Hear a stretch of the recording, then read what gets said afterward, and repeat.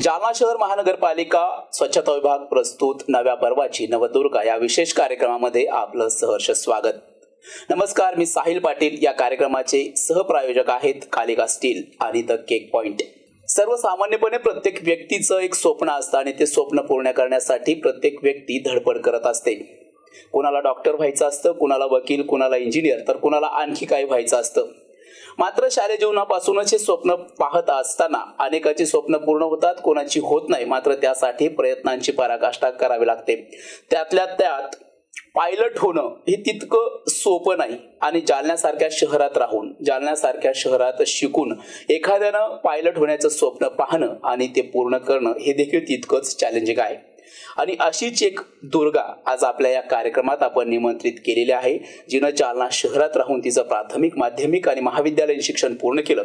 त्यानंतर साऊथ आफ्रिकेसारख्या देशात जाऊन तिनं तिचं पायलट होण्याचं प्रशिक्षण घेतलं, तिथलं शिक्षण घेतलं. अशा या दुर्गाचं आपण आज स्वागत करणार आहोत. गार्गी गिरी. खरं तर गार्गी जालन्यात लहानाची मोठी झाली, जालन्यात शिकली, मात्र ती आज पायलट आहे. गार्गी, तुझं MCN न्यूजच्या या विशेष कार्यक्रमात स्वागत. थँक्यू. मुलाखतीच्या सुरुवातीलाच एक प्रश्न आहे, कारण विमान उडवणं सोपं नाही. हवेत राहावं लागतं, उंचीवर राहावं लागतं. जनरली यात्रेत एखाद्या रहाट पाळण्यात बसलेल्या मुली जेव्हा उंच जातात तेव्हा त्यांचे डोळे विस्फारतात, तिथून त्या ओरडायला, किंचाळायला लागतात आणि मग त्या खाली येतात, त्यांचा थरार सांगतात खाली आलं की बाई असं झालं, बाई तसं झालं. गार्गीला विमान उडवण्याची, पायलट होण्याची प्रेरणा कोणापासून मिळाली? हे स्वप्न कसं पाहिलं, कोणाच्या प्रेरणेनं पाहिलंय? मला आधीपासूनच लहान असताना घास खाऊ घालताना म्हणायचे ना, बघ पक्षी जात आहेत, हे जात आहेत, ते जात आहेत. मग मला असं व्हायचं की त्या ढगाच्या वरती काय आहे. माझा हा सगळ्यात मोठा प्रश्न होता की ते ढग दिसतात तरी पण त्याच्या वरती काय आहे, त्याच्या आत काय, किंवा मी वरतून बघितलं तर ढगात काही दिसणार आहे का, मला कोणी बसलंय का, कोणती परी आहे का, असे माझे कल्पना चालू असायचे. आणि मग त्याच्यानंतर मी सारखं विचार करायचे तिथे जाण्यासाठी काय एक उपाय आहे. मग मला तिथून प्लेन दिसायचे हळूहळू. मग थोडी मोठी झाली तर कळायला लागले की हा प्लेन चालवलं तर दिसेल किंवा प्लेन मध्ये बसलं तर दिसेल. आणि मग ती उत्सुकता इतकी वाढत गेली की मला त्या उंचीपासून असं आनंद भेटायला लागला. मग ती उंची इमारत असो किंवा डोंगर असो, कुठेही उंच जागेवर मला छान वाटायला लागलं की वरतून कसं दिसतंय, खालून तर वरती सगळंच बघतं, सगळ्यांना सेमच दिसतं, पण वरतून काय दिसतंय, वरतून कसं दिसतंय, इथून माझं सगळं सुरू झालं. आणि मग मी आणि माझा भाऊ शाळेतून आल्यानंतर आम्ही हेच बघायचो, आर्मीचे पिक्चर्स किंवा कार्टून मध्ये. मग विमान आलं तुम्हाला म्हणायचं तू उडवशील का, मग मी पण उडवतो, मग आपण जाऊयात. मग ती आवड इतकी निर्माण झाली की आता एकदा हवेत गेल्यानंतर खाली यावंच वाटत नाही. लहानपणी कधी वाटलं होतं का, तू ठीक आहे तुला वाटायचं मला उंचीवर जायचंय, मला वरून ते ढग बघायचे कसे दिसत आहेत, मला ढगात जाऊन बघायचंय, ज्या काही कविता होत्या लहानपणीच्या तशी गोष्ट आहे ही. लहानपणी वाटलं का कधी की तू खरंच त्या ढगांच्या वर जाशील पायलट होऊन? असं वाटलं तर नव्हतं, कारण लहानपणी आपण एखाद्या डॉक्टरला बघितलं तर आपल्याला वाटायचं की नाही आपल्याला मोठं होऊन डॉक्टर बनायचं. मग कोणत्या इंजिनियरला बघितलं की वा त्याने एवढी मोठी छान इमारत बांधली, मग वाटायचं की नाही आता इंजिनियर व्हायचं. बट मला कधी असं डॉक्टर, इंजिनियर असं कधी नव्हतं आवडत, की नाही कधी नको. घरच्यांचं काय प्रेशर होतं, आई असेल, कुटुंबीय असतील, काय हो? काहीच नाही.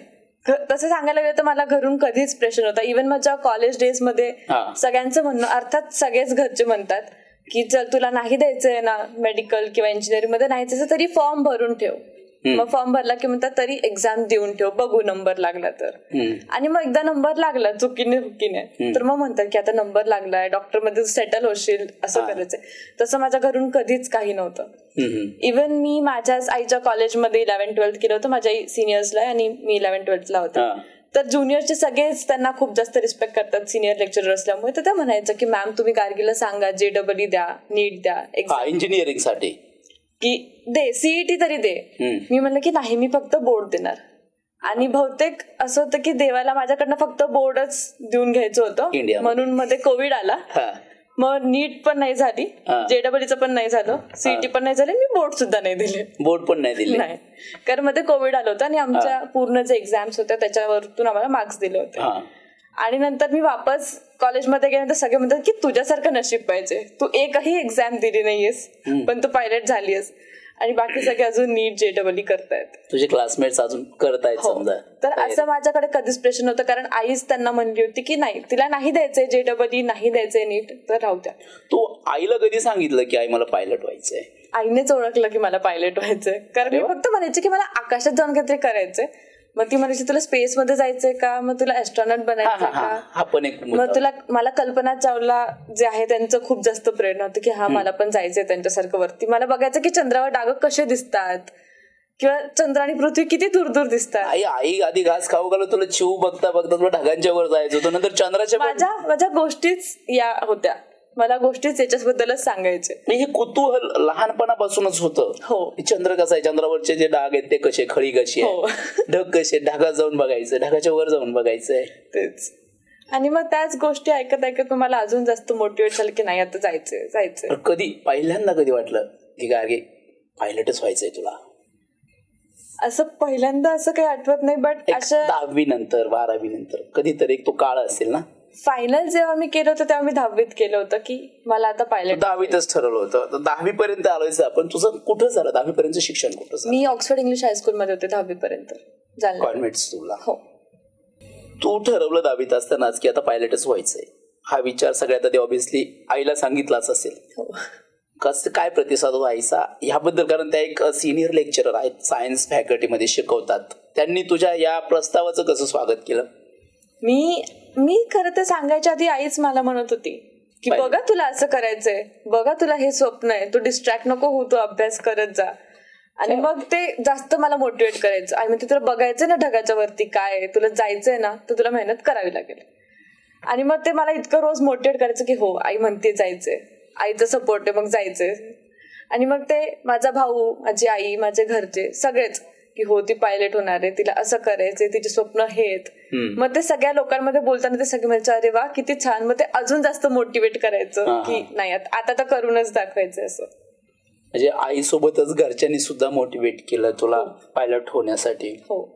एक आई आणि मुलीचं एक नातं खूप सुंदर असतं. त्या नात्याने आई आणि मुलगी असतात पण त्यांच्यात मैत्री खूप चांगली असते.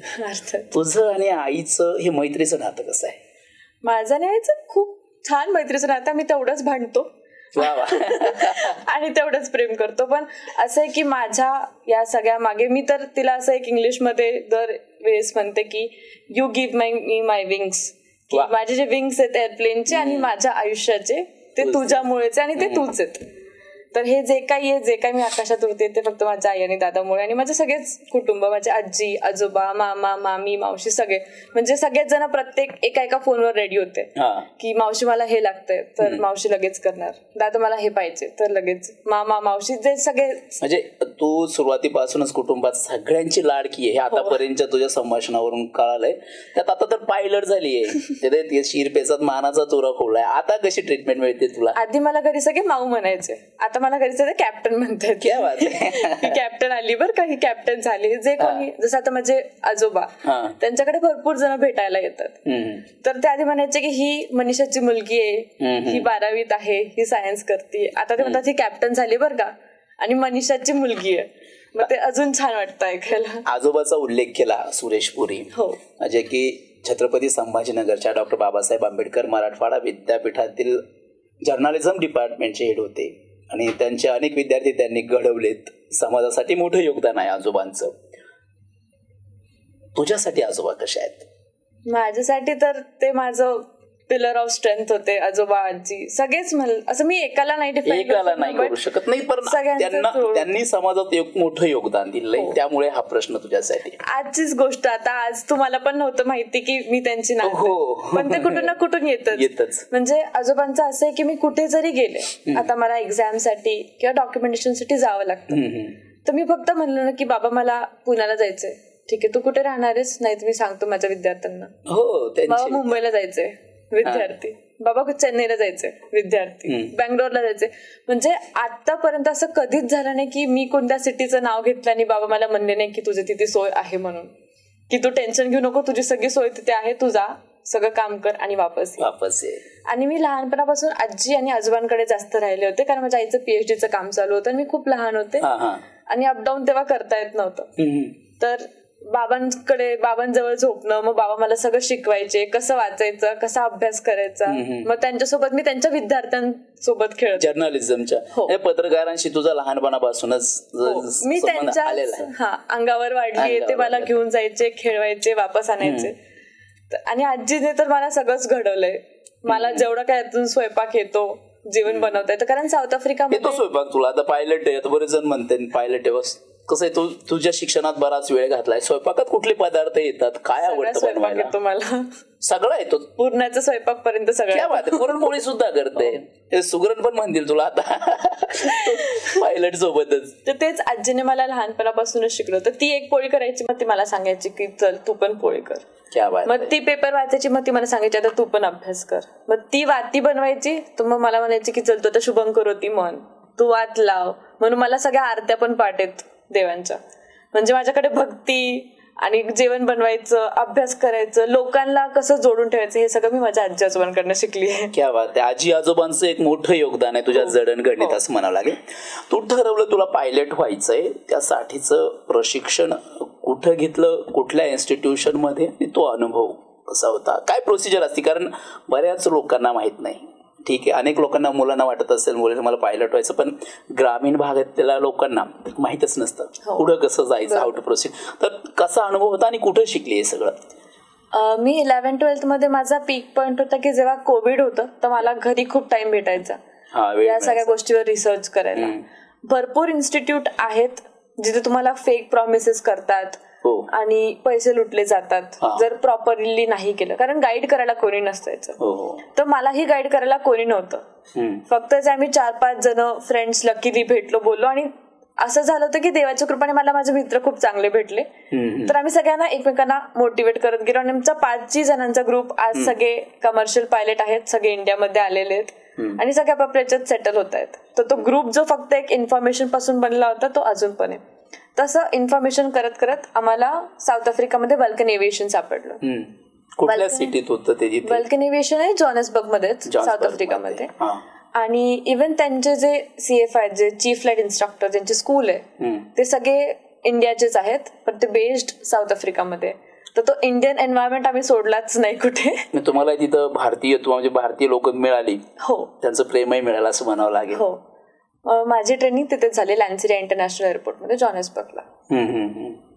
एक आतापर्यंत साधारणतः तो तुमच्या हवर्स मध्ये मोजला जातो एक्सपिरियन्स. किती हवर्सचा एक्सपिरियन्स आहे तुझा? माझ्याकडे आता सध्या 220 आवर्सचा एक्सपिरियन्स. 220 तास तो हवेत राहिले असं म्हणावं लागेल. त्या अर्थाने नाही, मात्र पण तुमचा एक्सपिरियन्स काउंटच तसा होतो आणि त्यानुसारच पुढच्या भविष्याच्या संधी असतात मला वाटतं ना. चांगल्या चांगल्या एअरलाइन्सला जेव्हा जॉईन करायचं तोच एक्सपिरियन्स काउंट केला जातो. जेव्हा पहिल्यांदा विमान उडवलं, पहिल्या वेळी उंच गेली, काय फील होता, काय थरार होता, तुझी एक्साइटमेंट काय होती, अनुभव कसा होता? मी जेव्हा साऊथ आफ्रिकामध्ये गेले, इव्हन माझी पहिल्यांदा प्लेन मध्ये मी कधी बसलेच नव्हते ही जर्नी सुरू व्हायच्या आधी, पण मला इच्छा होती की मला प्लेन मध्ये बसायचंय म्हणून. आणि बघ जेव्हा इथून ते मला दिल्लीला जायचं होतं, तेव्हा मी पहिल्यांदा प्लेन मध्ये बसले. इथून दिल्लीला, संभाजीनगर ते दिल्ली? हो, संभाजीनगर ते दिल्लीला जायचं होतं आणि दिल्लीवरून आम्ही सगळे सोबत जाणार होतो साऊथ आफ्रिकेला. तर मग त्या दिवशी मी पहिल्यांदा विमानात बसले होते आणि मी विमानाची ट्रेनिंग करायला जात होते. तर मलाच हसू येत होतं की खरंच का मीच पहिल्यांदा बसते आणि मलाच आता पायलट व्हायचं. गार्गी, आता मी विमानात बसले ना, आता मला पण विमान उडवायचं तिकडे जाऊन. विश्वास नसेल बसत ना, किंवा आता मी हे काम करायला चालेल, विमानात बसून पहिल्यांदा विमानात बसते. तेच आजही सगळे म्हणतात की तू कधी बसली होती पहिल्यांदा विमानात? म्हणजे जेव्हा मी पायलट ट्रेनिंगला जाणार होते ना, तेव्हाच मी पहिल्यांदा बसले होते. तर असा काही एक्सपिरियन्स नव्हता की काय वाटतं, फक्त असं होतं की काहीतरी आउट ऑफ द बॉक्स करायचंय आयुष्यात. आता हा तुझा झाला पहिल्यांदा बसण्याचा. जेव्हा पहिल्यांदा तू विमान स्वतः उडवलं ट्रेनिंग काळातला, तो एक्सपिरियन्स कसा होता? तर इथून गेल्यानंतर आमचं मेडिकल्स असतात पहिले, गेल्या मग मेडिकल्स नंतर आम्हाला सांगितलं होतं की 2-4 दिवसात तुमचे पहिले इंट्रो फ्लाईट असेल. तर बेसिकली इंट्रो फ्लाईट अशी असते, जो आपला इन्स्ट्रक्टर असतात ते येतात आणि त्याच दिवशी फक्त अलाउड असतं की तुम्ही फोटोज काढा, व्हिडिओज काढा. पहिलाच तो अर्धा तास. अच्छा, त्याच्यानंतर मग तुमचा फोन वगैरे सगळं बाजूला असतं. ते म्हणतात की तुम्ही बघून घ्या कसं आहे काय. तर तो माझी ऍक्च्युली पहिली फ्लाईट होती. आणि त्याच्या व्यतिरिक्त जेव्हा मी स्वतः एकटीने पहिल्यांदा उडवलं होतं, तो वेगळा अनुभव होता सोलोचा. तर त्या दिवशी जेव्हा मी इन्स्ट्रक्टर सोबत होते आणि टेक ऑफ करायला जात होतो आणि जसं टेक ऑफ झालं मी हवेत होते, तर माझा इन्स्ट्रक्टर म्हणला की welcome to the skies, this is your home now. तर मला डिरेक्टली रडू यायला सुरू झालं की फायनली होत आहे हे सगळं. आनंद अश्रू होते. मी फोटो व्हिडिओ सुद्धा नाही काढले, मी फक्त बघत होते आणि मला खूप जास्त छान वाटत होतं. आणि नंतर मला रिअलाइज झालं की मी नाही काढला आहे एकही फोटो. म्हटलं जाऊ दे, असं फोटोचं काही नव्हतं माझं. आणि त्याच्या थोड्या टाइम नंतर माझं सोलोचं स्टेज होतं. तर सोलो असं असतं की तुम्हाला 20-25 तास इन्स्ट्रक्टर सगळं शिकवतो की तुम्हाला टेक ऑफ कसं करायचं, लँड कसं करायचं, एरिया कसा माहित करायचं, हे सगळं शिकवत असतं. तर माझं 26 तासावर सोलो होतं. तर एक आठवड्यापासून कंटिन्युअस पाऊस होता तिथे साऊथ आफ्रिकेत. हो. तर त्यामुळे स्लॉट्स एव्हरीडे कॅन्सल होत होते. आणि आम्ही सकाळ ते संध्याकाळ रोज बसायचो की अर्धा तास गॅप भेटला तर माझा सोलो होईल, अर्धा तास गॅप भेटला तर सोलो होईल. लहानपणी कधी ते गाणं म्हटले का रे पावसा तुला देतो? हो, त्या दिवशी पावसा म्हटले का? आणि मग माझं 19 फेब्रुवारीला सोलो झालं. आणि त्या दिवशी होती छत्रपती शिवजयंती. क्या बात, चांगला मुहूर्त होता. मला असं वाटत होतं की नाही याच दिवशी व्हायला पाहिजे. मी खूप प्रार्थना केली. आणि फायनली असं झालं की मी 2 पर्यंत आमच्या एअरपोर्टला थांबले. वापस निघाले होते की आता नाही उघडणार पाऊस. आणि मी फक्त असं प्रार्थना करत होते की नाही करायचे मला, तर खूप दिवस झालं, खूप वाट बघते. एक तर ती नर्वसनेस होती की कसा सोलो जाईल, दुसरा इन्स्ट्रक्टर येऊन चेक करतो मला फ्लाइंग येते की नाही. आणि जर त्याला सॅटिस्फाय झालं तर तो एअरक्राफ्ट मधून बाहेर उतरतो आणि मग मी जाऊन एअरक्राफ्ट म्हणजे घेऊन येते, असं असतं. तर मी अर्ध्या रस्त्यात पोहोचले आणि माझ्या इन्स्ट्रक्टरने मला वापस बोलवलं की Gargi come back, you are going solo today, the weather has cleared up. तर मी खूप आनंदात अशी गेले. मग त्यांनी घेतलं, सुरू केलं आम्ही एअरक्राफ्ट सुरू केल्यानंतर ते म्हणतात बघ पाऊस यायला सुरू झाला, काय करायचं? म्हणलं आता वापस नाही जायचं, आता मी एअरक्राफ्ट मध्ये बसली, आता काहीही करू मला करायचंय. मग ते म्हणे ठीक आहे. मग आम्ही गेलो. एक सर्किट पॅटर्न असतो 15 मिनिटाचा की तुम्ही टेक ऑफ करणार, रनवेच्या आजूबाजूला जाणार आणि 15 मिनिटात तुम्ही लँड करणार. हा सर्किट पॉइंट. आणि याच्यावर तुमचे चेक्स होतात, सोलो चेक्स. याच्यात एक इंजिन मध्येच बंद करतील, ते मुद्दामून करतात. तुम्ही किती एकटा असताना की करता येईल, एकटा असल्यानं तुम्ही चालू शकता की नाही. तर असं 3 सर्किट असतात. आणि तिसऱ्या सर्किट मध्ये जो ATC टावर असतो, एअर ट्रॅफिक कंट्रोल टावर, त्यांना सांगतात की इन्स्ट्रक्टर ड्रॉप ऑफ, इन्स्ट्रक्टर उतरणारे आणि आता स्टुडंट इनिशियल सोलो. बापरे, मग तो एकटाच स्टुडंट राहणार. पण त्या तिसऱ्या सर्किट मध्ये माझ्या इन्स्ट्रक्टरने सांगितलंच नाही. तर मला वाटतं की माझं काही चुकलंय का, पण सगळं तर व्यवस्थित झालं होतं. मला रडू येत होतं की नेमकं काय चुकलं, माझ्या इन्स्ट्रक्टरने सांगितलं नाही.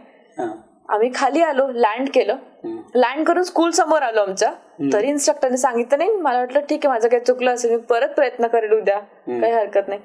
तेवढ्यात मी पार्क करत होते एअरक्राफ्ट. तेवढं तुमचं अरे तू पार्क का करतीये, go it's your solo, I was just kidding म्हणून ते पाठवलं. आणि त्याच मोमेंटला माझ्या फ्रेंड्सला फोन आला की Gargi is going solo.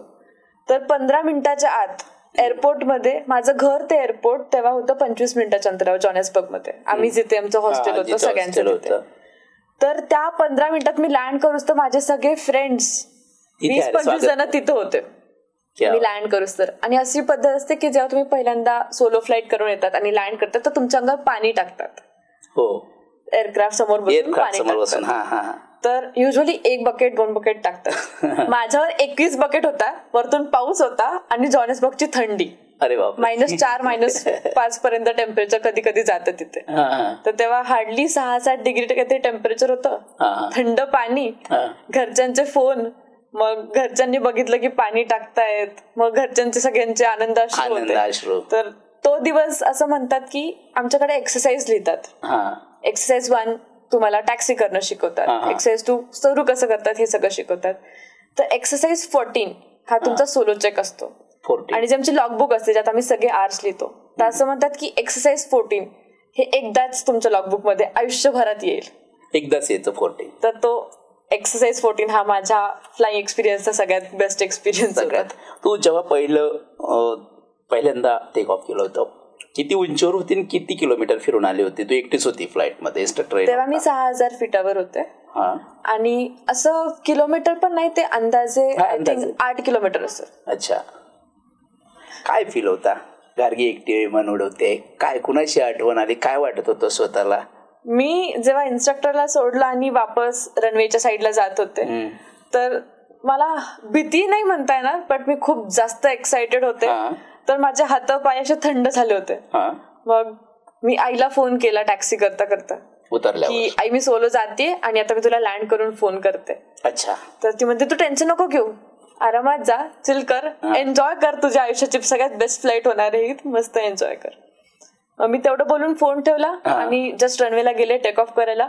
Take off व्हायच्या आधी मी माझ्या घरच्यांना आठवलं, गणपती बाप्पाला आठवलं, कारण माझी खूप श्रद्धा आहे. मी गणपती बाप्पा मोरया म्हणून फुल पॉवर दिली, टेक ऑफ केला आणि नंतर लँड केलं. जी काही इन्स्टिट्यूट आहेत मॅक्सिमम आपल्या इकडे जरी आपण आधुनिक असलो तरी पुरुष प्रधान संस्कृती आहे. हो. मुलांची संख्या पायलट होण्यामध्ये जास्तच असेल आजही माझ्या माहितीनुसार. तिथं जे वातावरण होतं किंवा या क्षेत्रात जे वातावरण आहे, मुली आणि मुलं, तर मुलींसाठी तितकं पोषक आहे का?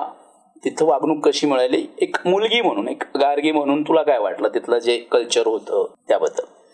आता असं म्हणता येईल की इथं किंवा फॉरेन मध्ये असं लोकांचे विचार असतात की नाही फॉरेन मध्ये खूप इंडिपेंडेंट आहे किंवा फॉरेन मध्ये असं नाही करत भेदभाव. पण सगळी थोडा ना थोडा भेदभाव येतोच आहेच. कारण असं असायचं की आम्हाला सकाळी सकाळी एअरक्राफ्ट बाहेर ओढून काढावे लागायचे. कशाने ओढायचे ते?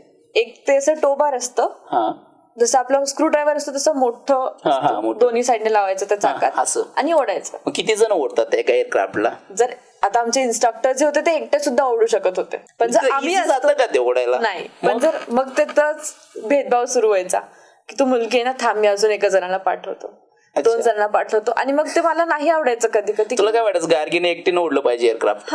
आणि मी ते ओढून पण दाखवलं होतं. ओढलं होतं? हो. मग तेव्हा त्यांना झाला विश्वास की नाही. तर मला ते गोष्ट नाही आवडायची की तुम्ही मुलांवर असं खूप एकदम इझिली सोडून देतात आणि मुलीने करून दाखवल्यानंतरच तुम्ही विश्वास ठेवतात. तुम्ही पहिलेच विश्वास जो भेदभाव आहे की मुलांना तुम्ही बिंदास मत तू करू शकतो, यू कॅन डू इट, आणि मुलींच्या बाबतीत थोडी साशंकता असते बाबा ही करेल की नाही. आता ते एका साईडने मला हे पण वाटतं की त्यांना काळजी असते, कारण मुली नाजूक असतात फुलासारखे, तर त्यांना असं वाटतं की नको त्रास द्यायला. हे पण मला कळतं, बट कधी कधी असं वाटायचं. बट तिथे असं होतं की आम्ही सगळे एकाच स्टेजमध्ये होतो. तिथे असं काही सिनियर ज्युनियर असं काही नव्हतं. पण जे माझे इन्स्ट्रक्टर्स होते त्यांना माझ्यावर इतका विश्वास बसला होता की ते म्हणायचे की you go and learn from Gargi. मग मुलं तुझ्याकडे माझ्याकडे यायचे आणि त्यांना पण असं कधी वाटलं नाही की यार आम्ही एका मुलीकडनं शिकतोय की आम्ही त्याच्यापेक्षा वयाने मोठे आहेत. माझ्यापेक्षा वयाने मोठे सुद्धा आहेत तिथे, कारण या फील्डमध्ये असं वय असं काही नव्हतं. 30 वर्षाचे त्यांनी माझ्या नंतर सुरू केलेली ट्रेनिंग पण आहे, माझ्यापेक्षा लहान पण आहेत. 35, 40 वर्षांचे पण माझ्यासोबत फ्रेंड्स होते ज्यांनी माझ्या नंतर ट्रेनिंग सुरू केली आहे 35व्या वय. तर असं वयाचं काही नव्हतं. तर तिथे खूप फ्री होतं environment, but in a good way, की हो मी कोणालाही विचारू शकतो आणि कोणीही मला येऊन विचारू शकतो. मी कोणाला जर हेल्प मागितली तर कोणी येऊन मला पण सांगू शकतं की हा तू हे करून घे. तो आताच सांगितलं की पायलट होते ते बाकीचे तुझ्यासोबतचेच होते, त्यांचेही क्लास घेतले, नेमकं काय शिकवायचे तू त्यांना? म्हणजे जर आता आम्ही कोणत्या फ्लाईटला जातोय, कुठली एक्सरसाइज आहे, तर आमचं दर 10th आवरला म्हणजे 10th आवर 20th आवर 30th आवरला चेक्स असायचे. आपला इन्स्ट्रक्टर सोडून आपण दुसऱ्या इन्स्ट्रक्टर सोबत फ्लाइंग करून दाखवायचं की तुम्ही या 10 तासात काय काय शिकल्यात आणि काय काय नाही. तर तेव्हा कधी कधी एखादा स्ट्रिक्ट इन्स्ट्रक्टर आलाय तर आपण विचारायचो की त्याला काय वाटतं, की त्याला कशी पाहिजे एक्सरसाइज, आपण काय केलं पाहिजे. आणि तो इन्स्ट्रक्टर माझा इन्स्ट्रक्टर होता आणि माझ्या फ्रेंड्सचा इन्स्ट्रक्टर होता. तर आम्हाला माहित होतं की आमच्या इन्स्ट्रक्टरला काय लागते, बट आमचा इन्स्ट्रक्टर त्यांच्यासाठी नवीन येत होते. मग ते विचारायचे की हे कसं करायचं. तर आमच्या स्कूलच्या खाली एक टेबल ठेवलेला होता जिथे आम्ही सगळे कॉफी चहा प्यायचो आणि समोरून रनवे होता तर एअरक्राफ्ट दिसायचे. तर आम्ही चॉकने ड्रॉ करून दाखवायचो की बघ असं जा, असं कर, असं कर, तसं कर. मग त्या डिस्कशन मध्ये आमची फ्रेंडशिप इतकी वाढत गेली की तिथे असं ग्रुप कोणताच नव्हता, सगळेच एकमेकांचे मित्र, सगळे मित्र एकमेकांचे. वरती बसले, चला खाली जाऊया. जसं जनरली आपल्या इकडच्या इन्स्टिट्यूशन मध्ये पॉलिटिक्स होतं, politics, ragging, second year, third year, काय अनुभवलं तू? असं काहीच नव्हतं तिथे. कारण तिथे असं होतं की कधी भेटणार आणि वापस येणार की नाही याची शक्यता नव्हती. म्हणून सगळे एकमेकांना हसूनच बाय म्हणायचे आणि हसूनच वेलकम करायचे. हा कोर्स किती दिवसाचा होता? तसं शिक्षणाचा तुझा कोर्स 15 to 18 months असतो. 18 months. पण जर कधी मध्ये वॅकेशन साठी घरी आलो तर ते 2-3 महिने एक्स्ट्रा परत वाढतात. मग म्हणजे सुट्ट्या असतात त्या त्यांच्या ठरलेल्या असतात सिलेबस वाईज की तुम्ही असं घेऊ शकता. अचानक तुला वाटलं की आता इंडियात जायचं मला 1 महिना, मग हो घेऊ शकतो. It's depend on you. घेऊ शकतो आपण सुट्ट्या, बट ते असं असतं की एक एक फेज कम्प्लीट झालं तर तुम्ही ट्रेनिंगच्या मध्ये नाही जाऊ शकत. जसं पहिले सोलो, त्याच्यानंतर तुम्ही जाऊन या चालेल, मग तुमचं पीपीएल ट्रेनिंग सुरू होतं, प्रायव्हेट पायलट लायसन्स, मग ते कम्प्लीट झाल्यानंतर तुम्ही जाऊन या, मग तुमचे असते नाईट रेटिंग केलेलं समजा नाईट फ्लाइंग साठी, मग तुमचं लास्ट असतं कमर्शियल पायलट. आता तू नाईट फ्लाइंग वर आलेस, नाईट फ्लाइंगचा एक्सपिरियन्स कसा असतो? दिवसा बऱ्यापैकी स्काय क्लिअर असतं, नाईटला अंधार असतो. हो, कसा एक्सपिरियन्स असतो नाईटला विमान उडायचं? काही चॅलेंजेस काय असतात नाईटला, की दिवसा आणि रात्री सारखंच आहे? नाही, खूप जास्त वेगळ्या दिवसांनी रात्री, कारण दिवसा आपण नेकेड आईजने बघू शकतो सगळ्या गोष्टी, पण रात्री असं असतं की खूप दूरची गोष्ट पण जवळ दिसते आणि जवळची गोष्ट पण खूप दूर दिसते, एक अंदाज लावायला. पण ते जर दिवस असेल तर मी सांगू शकते की हे इथंच आहे, इतक्या डिस्टन्सवर. पण रात्रीचं हे पूर्ण अंधार असेल तर मला असं 2 मिनिटं असं करावं लागेल की नेमकं इथेच आहे की नाही. तर तो रात्रीचे जे इफेक्ट होते, ब्लॅक होल इफेक्ट म्हणा, किंवा रात्री लाईट्स खूप कधी डिम असतात, कधी खूप ब्राईट असतात आणि लाईट्स कन्फ्युज करतात, कारण रनवे लाईट पण सरळ असतात आणि हायवे लाईट पण सरळ असतात. अच्छा, ते कन्फ्युजन होतं कधी कधी हायवे आणि रनवे लाईट मध्ये. आणि युजली साऊथ आफ्रिकामध्ये प्रत्येक रनवेच्या बाजूला हायवे आहेत, तर खूप जणांचं कन्फ्युज पण झालं होतं की ते हायवेला एम करतायत लँड करायचं, बट रनवे या साईड होत नाही चुकून एखाद्याकडनं की रनवेला जायचं तर हायवेला गेलाय. हो, होतं, झालं पण आहे, पण एटीसी टावरचं लक्ष असतं म्हणून ते पहिलेच इंटिमेट करून देतात, तुम्हाला इन्स्ट्रक्शन देत असतील तुम्ही तिकडचं ते तिकडे जाताय, काही चुकत असेल तर ते इंटिमेट करतात पहिलेच. भरपूर चॅलेंजिंग आहे असं म्हणाला, कारण एक चुकी, आता तर समजा प्रशिक्षण काळ आहे, उद्या लोक आपल्यासोबत प्रवासी असतात, सगळ्यांची जबाबदारी असते. विमान उडवताना 220 हवर्स हवेत होती, या काळात कधी असं काही वाईट प्रसंग आलाय? वाईट म्हणजे काहीतरी चूक झाली, त्यातून काही धडा मिळालाय? आता प्रशिक्षणात चुका होणार ऑब्विसली, अशी कुठली चूक लक्षात आहे की बाबा ही चूक झालीच नाही पाहिजे आयुष्यात आता परत? चूक नाही म्हणता येणार, बट त्या दिवशी तो माझा दिवस नव्हता बहुतेक.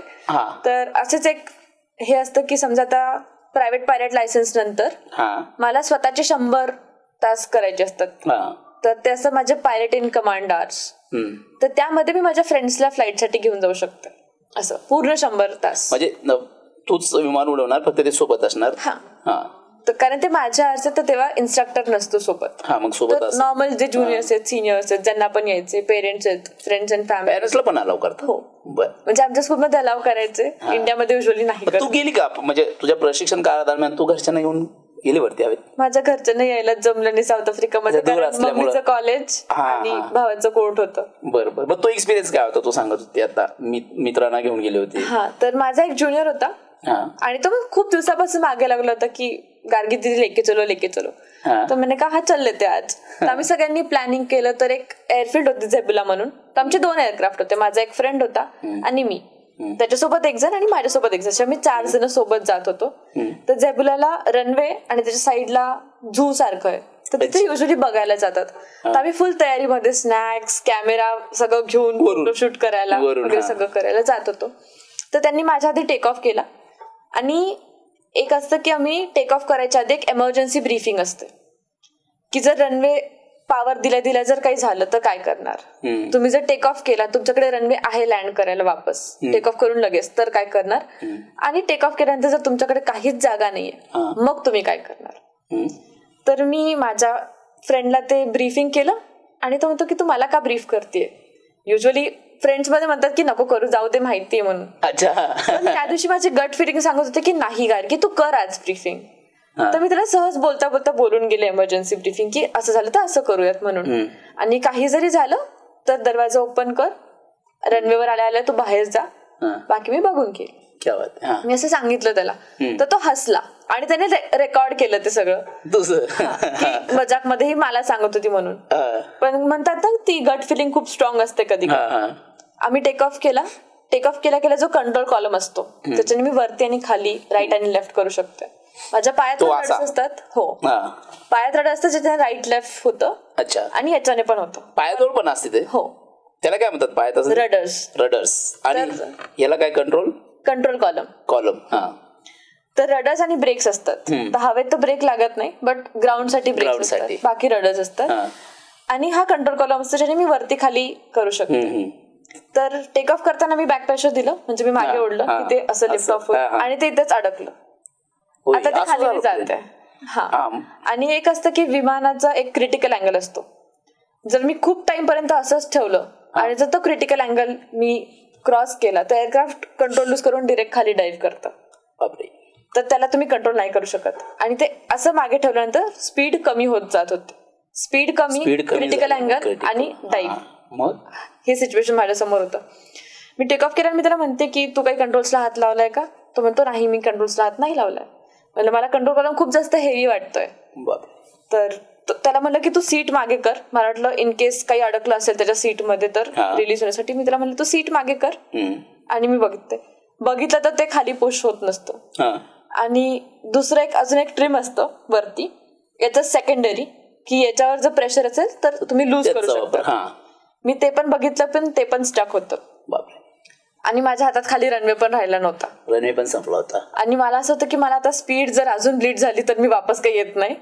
पण माझ्यापेक्षा जास्त मला त्याचं होतं की नाही, तो माझ्या विश्वासावर आलाय, त्याचा जीव, त्याची मित्राची पर्वा, तो माझ्यासाठी आला आणि तो खूप टाइम पासून मला म्हणत होता, तर त्याच्यासोबत असं नाही व्हायला पाहिजे. म्हणून मग मी ATC ला सांगितलं की माझ्यासोबत असं असं झालंय and I request you immediate landing. मग त्यांनी सगळी ट्रॅफिक वगैरे क्लिअर केली माझ्या रस्त्यातून. मी त्याला म्हणलं की तुझे दोन्ही हात फक्त त्याच्या कंट्रोल कॉलमला पुश करून ठेव, बाकी मी तुला सेफली पोहोचून देईल. कंट्रोल कॉलम तसंच ठेवलं तुम्ही ते? हो, म्हणजे त्याचे 2 हात, माझे 2 हात, 4 हात असं पूर्ण खाली ठेवलं होतं. आणि एक पॉवर असते, म्हणजे फुल पॉवर दिली तर एअरक्राफ्ट वरती जातं, पॉवर कट केली तर एअरक्राफ्ट खाली येतं. तर मी तो सर्किट पॅटर्न असा केला. सर्किट पॅटर्न करूच तर मला काही वाटलं नाही, कारण ते मॅनेजेबल होतं, मी हवेत होते आणि एअरक्राफ्ट कुठे खाली वरती जात नाहीये. बट लँड करताना मी खाली कसं येऊ जेव्हा माझा एअरक्राफ्ट असं. तर मी त्याला सांगितलं की बघ, मी पॉवर कट करतेय कारण एअरक्राफ्टला खाली येणं गरजेचं आहे. पॉवर सोबत एअरक्राफ्ट खाली येणार नाही, तू घाबरू नको. काहीही झालं, तुला वाटलं की तू आता या मोमेंटला दरवाजा ओपन करून तू उडी मारू शकतो, जर मी ग्राउंडच्या जवळ अंतरावर होतं तेव्हा आम्ही 6000 फीटवरच होतो. पण मी त्याला म्हणलं की पॅराशूट असतं का तुमच्याकडे? नाही. मी त्याला म्हणलं की लँड करताना जसं आपण रनवेवर येऊ, जर तुला वाटलं की आता इथून मी लगेच उडी मारू शकतो खाली येता येता, आणि तुला दिसतंय की लँड करता करता समोर क्रॅश वगैरे काही होईल किंवा फायर, तेव्हा स्पीड किती असते जनरली लँडिंगच्या वेळेला? 120-130 एवढ्या स्पीड मध्ये उडी मारू शकतो जीव वाचवून. म्हणजे त्याच्या ह्याच्यात 60 नॉट्स असते आमच्या एअरक्राफ्ट मध्ये, 50-60 नॉट्स, बट जर किलोमीटर वाईज बघायला गेलं तर. आणि मग मी त्याला म्हणलं की जसं आपण रनवेवर येऊ, जसं लँड होऊ तसं तू दरवाजा ओपन कर आणि बाहेर जा, तुझा सेफ हो. जर इन केस कुठे काही लागलं, फ्युल टँक्सला लागलं, फायर झालं तर नको एमर्जन्सीज हे करायला म्हणून. तर आम्ही आलो, मी त्याला म्हणलं दोन्ही हात कर. मी पॉवर कट केली आणि मला सगळे देव दिसले होते त्या दिवशी. मी फक्त माझ्या आईचा चेहरा समोर होता की बस मला फक्त सेफ लँड होऊ दे देव बाप्पा, मी एवढंच म्हणले होते. आणि खरं म्हणायचं तर ती माझ्या आयुष्यातली सगळ्यात बेस्ट लँडिंग होती, सगळ्यात स्मूथ लँडिंग, माझ्या अंगावर काटा आलाय ऐकून. खूप हार्ड सिच्युएशन होती. प्लेन असं होतं, मग काय केलं तू नेमकं, कुठलं टास्क वापरून त्याला लँड केलं सेफली? तर मी जे म्हणत होते ना की आमच्या एव्हरी 10th आवरला चेक असायचे दुसऱ्या इन्स्ट्रक्टरकडनं, तर माझ्या इन्स्ट्रक्टरने एक दिवशी मला मजाक मध्ये हा सिनेरिओ दिला होता की तू कंट्रोल कॉलमला हात नको लावू आणि तू तसं लँड करून बघ होतंय की नाही. आणि तो मला अनुभव एक्झॅक्टली आला. तर मला कॉन्फिडन्स होता की मी क्रॅश तर नाही करणार, बट मला त्याला सांगायचं होतं की तू टेन्शन घेऊ नकोस, जेव्हा की मलाच माझं खूप टेन्शन होतं. पण मी त्याला म्हणत होते की नको घेऊ टेन्शन, आपण केलंय, सगळं होऊन जाईल.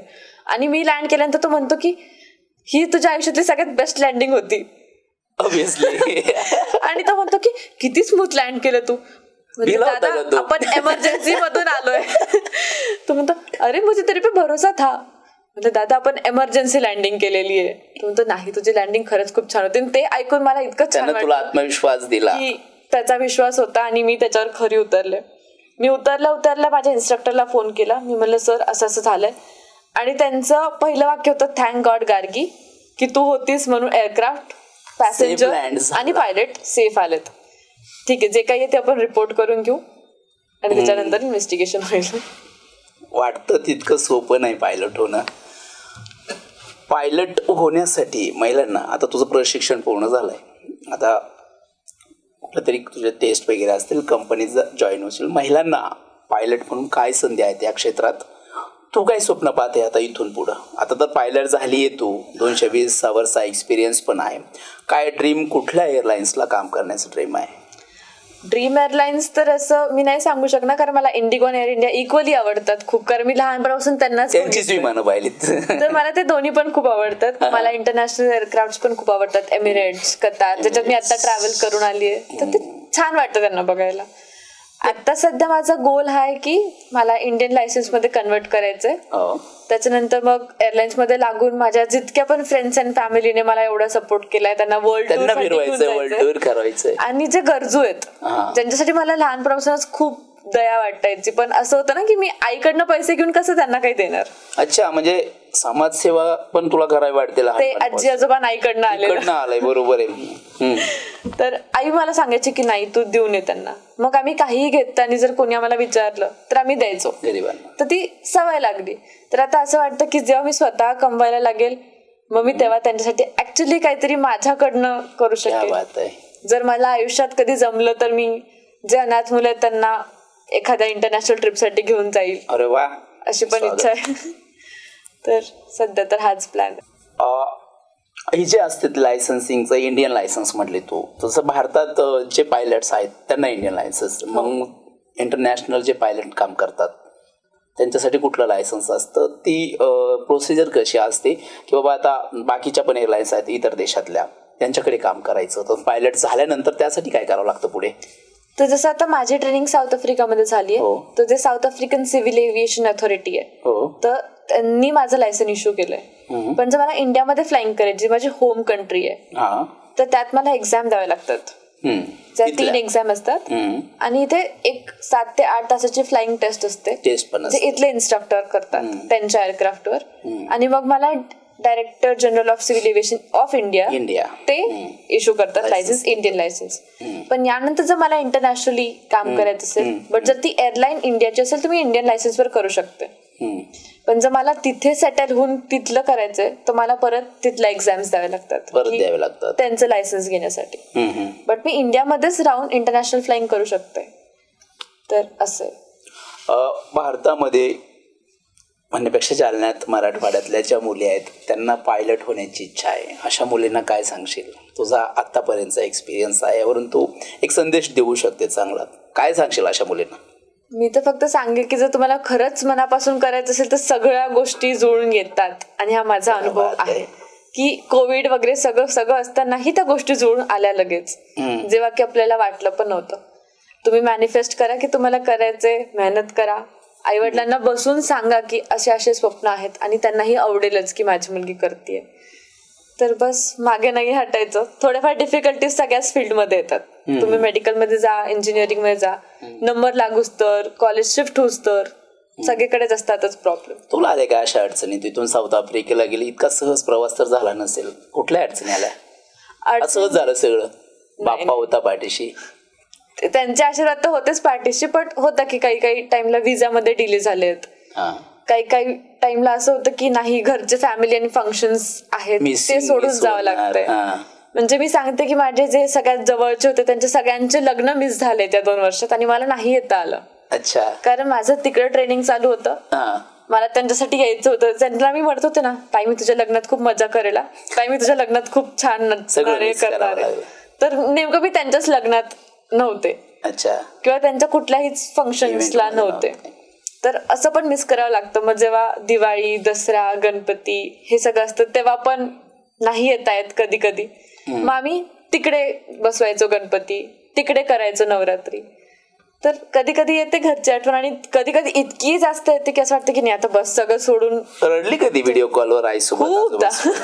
खूपदा. कसं समजवायचे सगळे? काही नाही, थोडेच दिवस आहे, यायचंच आहे, याच्यानंतर काही नाही. आली की तुला जायचं नाही, इकडेच इंडियातच करायचं सगळं. आणि ते म्हणत होते की तू एकदा वापस आली ना की एव्हरीथिंग विल बी वर्थ. तो जॉन्सबर्गला होते. इथलं आणि तिथलं जे खाद्य संस्कृती आहे, फूड कल्चर वेगळं आहे. काय मिस केलं सगळ्यात जास्त? आईच्या हाताचं जेवण, आजीच्या हाताचं वरण भात. सगळ्यात जास्त आईच्या हातचं जेवण. माझ्या घरी कुठले पदार्थ टिपिकली सांगता येईल किंवा तुला खूप आठवण आली पण आता ती भेटतच नाही तिथे, असं झालंय का? ते पालेभाज्या नाही भेटत तिथे. भेटतात पण मग आम्हाला त्याच्यासाठी 40 किलोमीटर दूर जावं लागायचं, कारण तिकडे इंडियन मार्केट असायचे आणि रोजचा शेड्यूल टाईट असल्यामुळे नव्हतं जाता येत. मग सकाळी उठून स्वयंपाक करणं, मग जेवण करून एअरपोर्टला जाणं, वापस येणं, रात्रीचा स्वयंपाक करणं. मेस नव्हती तिथे, तुम्हाला स्वतः स्वयंपाक करायचे? हो, मेसचा असा कन्सेप्टच नव्हता तिथे, कारण त्यांना आपल्यासारखं जेवण बनवता येतच नाही. मग आता मुलं कसं करतात? इंडियन मुलं तिकडे गेली सगळे शिकतात, हाताने स्वयंपाक करतात. हो. आता काही जणांना जर नाही येत, आमच्या ग्रुपमध्ये पण असायचे ज्यांना नाही येत काही करता, मग ते भांडे घासणार, टेबल वगैरे पुसून जेवण करून, म्हणजे जेवण इथं पण तसं करतात. आणि काही काही मुलं तर अतिशय सुगरण होते, त्यांना खूप छान जेवण बनवायला यायचं, मग कधी ते बनवायचे. मला असं कधी वाटत नाही की मी मुलगी म्हणून मीच जेवण बनवायला पाहिजे. कधी कधी असं व्हायचं की मला यायला 2 वाजायचे 3 वाजायचे एअरपोर्ट वरून, तर माझे मित्र असे होते की तू एकटी नको येऊ, थांब आम्ही घ्यायला येतोय. मग 2 जण घ्यायला येणार, मग लगेच बाकीचे सगळे स्वयंपाक करून ठेवणार. किती जणांचा ग्रुप होता? माझा ग्रुप होता, आम्ही 6 जण होतो. कसं बॉन्डिंग होतं तुमचं? आता तू सांगण्यावरून तर खूप चांगलं दिसतं. काय किस्से आहेत सांगण्यासारखे? म्हणजे आता कधी सुख दुःख पण असतं, इतक्या दूर राहायचं, कधी आजारी पडतं, दवाखाना, कसं होतं ते बॉन्डिंग? असं होतं की म्हणजे म्हणतात ना की घरचे नसताना जे एक घर बनतं तर ते एकदम घरच्यांसारखं प्रेम होतं. असं मी म्हणणार नाही की मुलींचं काय असं तिथे हे होतं की नाही मुलांचा वेगळा ग्रुप किंवा मुलींचा वेगळा ग्रुप, हे इंडियामध्ये बघायला खूप भेटतं की नाही तसं नव्हतं, आम्ही मुलींसाठी काही करणार नाही, आम्ही मुलींसाठी जेवण नाही बनवू शकत, कधीच नाही. म्हणजे माझ्यासाठी टिफिन, एवढा मोठा टिफिन पॅक होऊन यायचा लास्ट स्टेजला, जे आम्ही दिवस एअरपोर्टला असायचे की तू जेवण कर. मग आजारी पडले की लिटरली त्यांनी अशा पट्ट्या ठेवल्यात रात्रभर जागून, मला ताप आला होता. मग एकदा मला खूप जास्त त्रास झाला होता, खूप विकनेस आला होता, त्यांनी मला असं उचलून हॉस्पिटलमध्ये नेलंय 2-2, 3-3 वाजता, जेव्हा की त्यांची 4:30 वाजता फ्लाईट आहे. बापरे. मग असा कोणीच विचार म्हणतात ना निस्वार्थ प्रेम, जसे आई वडील करतात तसंच ते आमच्यामध्ये निस्वार्थ प्रेम होतं की कधीही कोणाला आर्थिक, इमोशनल कसलीही गरज असली तर आम्ही सगळे एकमेकांसाठी होतो. कुठला होता हा जो ग्रुप होता? कुठली होती मुलं सगळी? माझ्या फ्रेंड्स होते मुंबई, उदयपूर, चेन्नई, नंतर नॉर्थचे जास्त होते, हरियाणा, गुजरात, महाराष्ट्राचे पण होते, महाराष्ट्रीयन पण होते. हो, असे सगळे सोबत होते. छान. मुलाखतीच्या उत्तरार्धात आपण आहोत. एक तू आता मगाशी खूप चांगलं बोललीस, कारण इतक्या कमर्शियल क्षेत्रामध्ये पायलट असताना जे अनाथ मुलं आहेत त्यांना दत्तक घ्यायचं, हा जो दातृत्वाचा गुण आहे हा खूप मोठा आहे. त्याचं स्वागत केलं पाहिजे खरं तर, की अशा कॉर्पोरेट सेक्टरमध्ये जाऊनही जर सर्वसामान्य लोकांबद्दलची कळण व्हायची माया आहे, एक वाखाणण्याजोगी आहे. भारतामध्ये समाजात आपण जिथे वावरतो त्या सोसायटी, तू जालन्यात राहिली, जालन्याचं कल्चर तुला सगळं माहिती आहे. अशा ठिकाणी महिला सशक्तीकरणासाठी कोणते बदल झालेत पाहिजेत असं तुला वाटतं? एक मुलगी म्हणून काय वाटतंय? आत्ताचाच अनुभव सांगते या गोष्टीवरून. काहीच नाही, आम्ही सिग्नलला थांबलेलो होतो, इथल्या टर्नच घेत होतो, सिग्नल लागला म्हणून आम्ही तिथे थांबलो. समोरून 1-2 मुलं आले, त्याने वळून बघितलं आमच्याकडे आणि तो वळून बघतोय. आता जर मी इथे घाबरले असते तर तो अजून बघत राहिला असतं. जर नसतं घाबरले तर तो निघून गेला असता. आणि तसंच झालं. मी गाडीवर होते, ती मागे बसली होती माझी बहीण, आणि तो बघतोय, मी त्याच्याकडे बघते, ठीक आहे बघून घे, काय बघायचं बघून घे, तुझं मन भरल्यानंतर तू जा, नाही तर मग येऊन मला भेट, मग मी तुला बोलते, तुला काही बोलायचं असेल तर. या ज्या गोष्टी आहेत ना, की सगळे म्हणतात की मुलींनी बाहेर नाही जायला पाहिजे रात्री, मुलींनी नाही गेलं पाहिजे. तुम्ही मुलांना सांगा की तुम्ही जाऊ नका, मग पूर्ण देश सेफच राहणार आहे, कारण मुलांमुळेच या गोष्टी घडतात. याच्या व्यतिरिक्त पण काही काही मुले जे माझ्या फ्रेंड सर्कल मध्ये होते, मी म्हणते की माझं फ्रेंड सर्कल खूप छान आहे, इथलं पण, जालन्याचं पण, साऊथ आफ्रिकाचं पण, आणि सगळीकडेच. कधीही असं मला त्यांच्यासोबत वाटलं नाही की नाही मी रात्री एकटी आहे किंवा माझ्यासोबत काही चुकीचं करतील किंवा चुकीचं होईल. तर माझं सांगण्याचं एवढंच आहे की घाबरायचं नाही. काहीही झालं ना, माझा भाऊ म्हणतो की काही झालं ना तू मारून ये, मी बाकीचं बघून घे. इव्हन माझी मावशी जी हायकोर्टमध्ये ऍडव्होकेट आहे, ती सुद्धा तेच म्हणते. आमच्या घरात इव्हन सगळ्याच मुलींना हे सांगितलं गेलं की तुम्हाला जर कधी वाटलं की कोणी तुमच्यासोबत चुकीचं करतंय, एक तर तुम्ही आरडाओरडा करा, घाबरायचं तर अजिबात नाही, डोळ्यात डोळे घालून बोलायचं की काय आहे काय नाही, आणि तेच झालं तर जे तुम्हाला योग्य वाटेल ते तुम्ही मारून या, घरी आल्यानंतर बघितलंच आहे. थोडक्यात अशी जी काही लोक आहेत त्यांना तुमच्यातली दुर्गा दाखवल्याशिवाय पर्याय नाही. एक्झॅक्टली. एकंदरीत गार्गी, तू वेळ दिलास आणि तुझा जो काही प्रवास होता पायलट होण्यापर्यंतचा तो उलगडला. निश्चितच तुझ्या तुझं जे संभाषण झालं, ज्या गोष्टी सांगितल्या, यातून अनेक मुलींना प्रेरणा मिळेल आणि या क्षेत्रात येणाऱ्या मुली तुझ्याकडून निश्चितच काहीतरी शिकतील अशी मी अपेक्षा करतो. तू आता झाली आहे पायलट, इथून पुढे तुझं कमर्शियल असणार आहे सगळं भविष्य. तुझ्या भविष्यासाठी आमच्या MCN परिवाराकडून खूप साऱ्या शुभेच्छा. तर आजच्या कार्यक्रमात आपण इथेच थांबत आहोत. पुन्हा भेटूयात पुढील नवीन कार्यक्रमासह. तोपर्यंत पाहत राहा MCN न्यूज. नमस्कार.